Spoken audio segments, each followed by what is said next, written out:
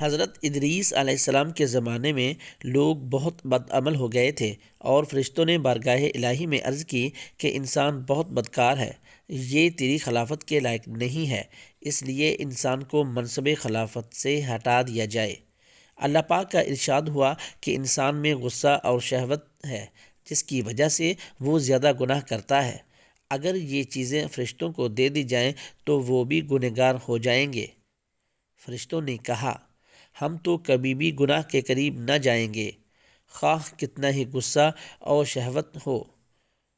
حکم ربی ہوا کہ اچھا، تم فرشتے اپنی جماعت میں سے کوئی سے 2 فرشتے چن لو جو تمہارے خیال میں سب سے زیادہ پرہیزگار ہوں، پھر انہیں غصہ اور شہوت دے کر دنیا میں بھیجا جائے گا تاکہ انہیں آزمایا جا سکے۔ چنانچہ ہاروت اور ماروت جو بہت پرہیزگار فرشتے تھے منتخب ہو گئے اور انہیں غصہ اور شہوت دے کر شہر بابل میں اتار دیا گیا اور کہا گیا کہ تم دونوں قاضی بن کر لوگوں کے درمیان فیصلے کیا کرو اور شام کو اسم اعظم کے ذریعے واپس آسمان پر آ جایا کرو۔ یہ دونوں قریب 1 ماہ تک اسی طرح آتے جاتے رہے۔ اس عرصے میں ان کے عدل و انصاف کا چرچا عام ہو گیا اور بہت سے مقدمے ان کے پاس آنا شروع ہو گئے۔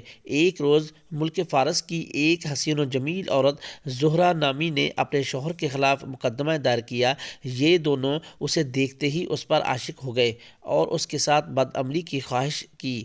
اس عورت نے کہا کہ میرا اور تمہارا دین الگ الگ ہے اور میرا شوہر بہت غیرت مند ہے، اگر اسے پتہ چلا تو وہ مجھے قتل کر دے گا، اس لیے اگر تم اپنی خواہش پوری کرنا چاہتے ہو تو پہلے میرے شوہر کو قتل کرنا ہوگا اور جس بت کی میں پوجا کرتی ہوں اسے سجدہ کرنا ہوگا۔ اس عورت کی شرائط سن کر دونوں نے انکار کر دیا۔ وہ عورت تو واپس چلی گئی لیکن ان دونوں کے دل میں عشق کی آگ بھڑک گئی۔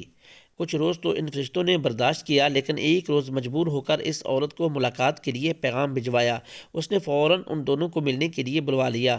جب یہ دونوں وہاں پہنچے تو وہ خوب بناؤ سنگار کر کے بیٹھی تھی۔ اس نے کہا کہ مجھے پتہ چلا ہے کہ تم دونوں اسم اعظم جانتے ہو، تو اپنی خواہش کے حصول کے لیے یا تو مجھے اسم اعظم بتا دو یا پھر اس بت کو سجدہ کرو یا میرے شوہر کو قتل کرو یا پھر شراب پی لو۔ دونوں فرشتوں نے سوچا کہ اسم اعظم تو اسرار الہی ہے، اسے فاش نہیں کیا جا سکتا، اسی طرح بت کو سجدہ کرنا یا کسی کو قتل کرنا بھی کبیرہ گناہ ہے، اس لیے چلو شراب لاؤ، ہم شراب پی لیتے ہیں۔ جب وہ دونوں شراب پی کر مست ہو گئے تو اس عورت نے ان دونوں سے بت کو سجدہ بھی کروایا، اپنے شوہر کو قتل بھی کروا لیا اور اسم اعظم معلوم کر کے صورت بدل کر آسمان پر جا پہنچی اور متصل کر دیا۔ دوسری جانب جب ہاروت اور ماروت کو ہوش آیا تو وہ اسم اعظم بھول چکے تھے اور اپنے کیے پر نادم اور شرمندہ تھے۔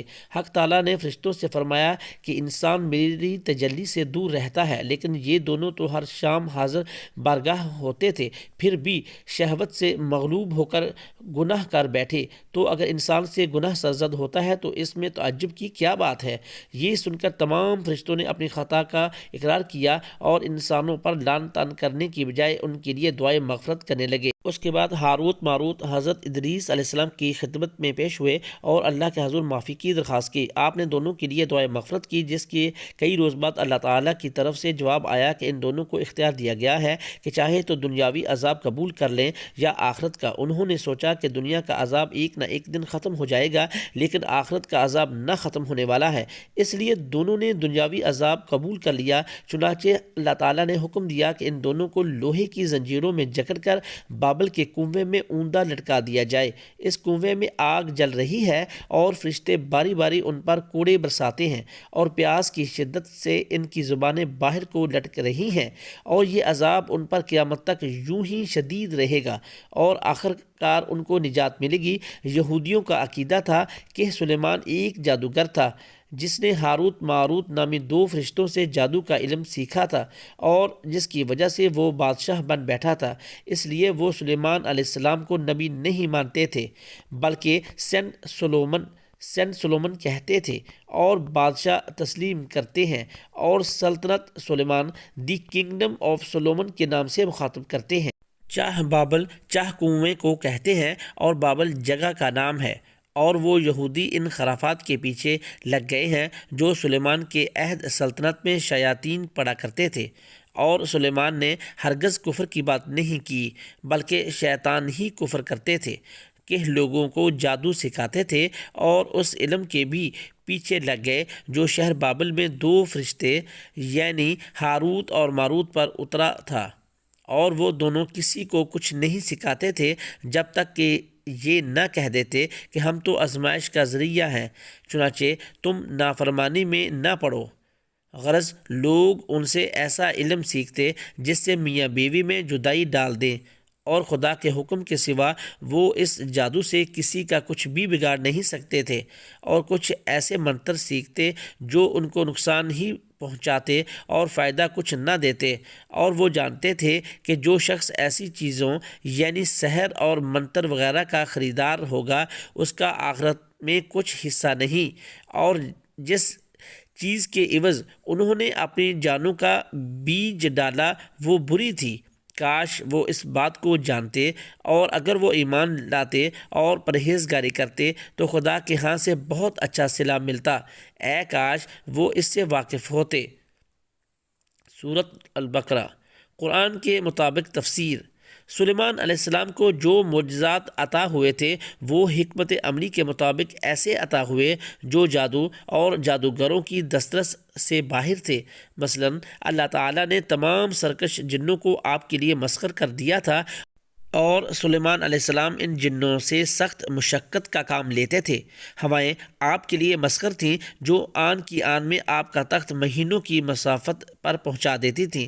پرندے بھی آپ کے مسخر تھے اور آپ ان سے بھی کام لیتے تھے۔ آپ پرندوں کی بولی سمجھتے تھے اور پرندے بھی آپ کی بات سمجھ جاتے تھے، وغیرہ وغیرہ۔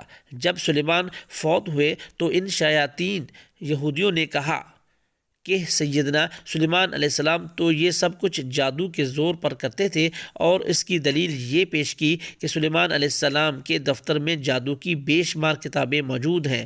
گویا جو کام سلیمان علیہ السلام نے اس فتنہ کے سدباب کے لیے کیا تھا، ان یہودیوں نے اسی فتنہ کو ان کی سلطنت کی بنیاد قرار دے کر ان پر ایک مکروہ الزام عائد کر دیا۔